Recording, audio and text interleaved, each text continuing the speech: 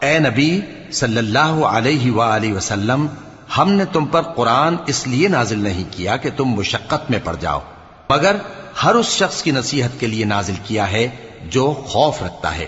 یہ اس ذات کا اتارا ہوا ہے جس نے زمین اور اونچے اونچے آسمان بنائے، یعنی رحمان، جو عرش پر جلوہ افروز ہوا۔ جو کچھ آسمانوں میں ہے اور جو کچھ زمین میں ہے اور جو کچھ ان دونوں کے بیچ میں ہے اور جو کچھ مٹی کے نیچے ہے، سب اسی کا ہے۔ اور اگر تم پکار کر بات کہو تو کیا ہے، وہ تو آہستہ کہی ہوئی اور نہایت پوشیدہ بات تک کو جانتا ہے۔ اللہ وہ معبود برحق ہے کہ اس کے سوا کوئی معبود نہیں ہے، اس کے سب نام اچھے ہیں۔ اور کیا تمہیں موسیٰ کے حال کی خبر ملی ہے؟